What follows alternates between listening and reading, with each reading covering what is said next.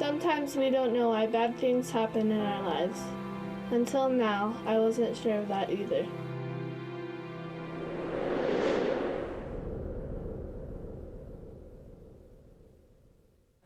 With Bethany's film, we had a ton of footage to work with because her family had filmed her since she was, a toddler. Good morning, Mom.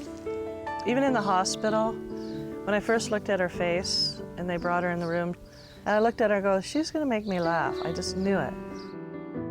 Even as a little girl, Bethany just always had a lot of compassion towards other people. Bethany, say hi.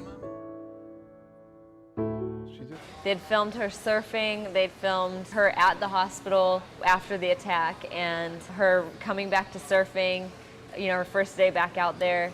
So we had a lot to work with. That first summer we started working on it, I basically laid out a visual outline of what the story would look like. But I didn't want it to be just talking heads, because people don't want to sit there and watch, this person's face, then this person's face. You need to see something visual. And I brought in an editor who kind of had a little bit more experience than me in editing. His name's Russell Brownlee. Great editor, great cinematographer, just very passionate about the project, which is definitely a key in working with somebody. You want to work with somebody who's passionate. Right away, she just started doing stuff, she'd put stuff between her feet and she hardly even, it didn't seem like she struggled that much. She took it really good, compared to a lot of people, I think. A lot of times I would try things that I wouldn't be able to do. It's hard. But I would just make sure to try them before I asked for help, and I wouldn't let people do it for me unless I gave it a shot. That was pretty pro. Through the whole process of making the movie, Bethany wasn't that involved, and her family, they kind of left that up to me as far as, just put something together and then we'll look at it and tell you what we think.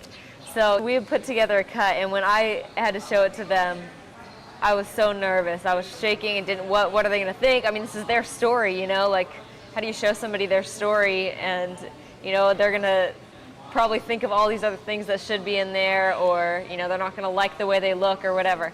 So I showed it to them, and I couldn't have asked for anything better. They loved it. Tom was in tears, Bethany's dad.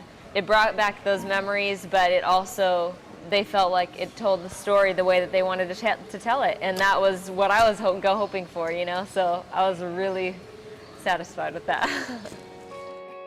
One of my favorite sections in the movie is Bethany talking about living with, lifestyle with one arm.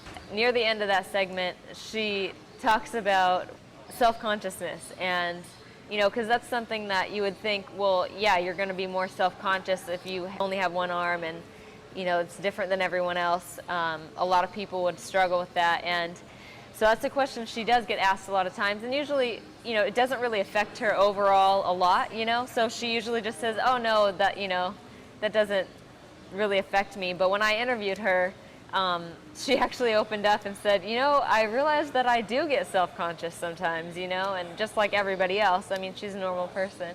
Well, I realize I do get self-conscious sometimes, and when I see all these beautiful girls with perfect body, perfect everything, it's The way I deal with it is I know that beauty's not everything, and in your heart you can be beautiful, and just do your best to ignore the fact that you're not going to be perfect. So far, people's reactions have just been amazing. When somebody comes up and tells you that your movie made a huge impact on their life and changed their perspective, or you just really encouraged them, I think that's what it's all about. That's better than any award that you could ever get, is just knowing that your movie affected somebody's life. And so that's the reason why we made the movie. And so that's the most rewarding thing that's come out of the whole process. The progression was really, really quick. She was only on a longboard for about 2 or 3 sessions, and then she moved into a mini tank, and within 2 weeks she was starting to work her way down to a shortboard.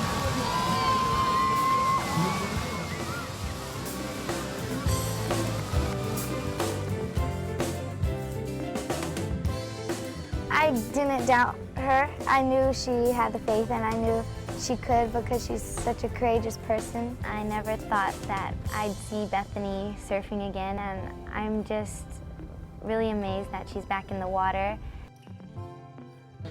We are currently working on a feature film, I think feature-length film about Bethany's story as well. If you guys are interested in finding out more about the documentary, or finding out where it's going to be showing, we have a website. It's heartofasoulsurfer.com, and you go on there. It has a page for tour stops, screening dates, and also if you're interested in buying the DVD, we have that available online as well through the website heartofasoulsurfer.com.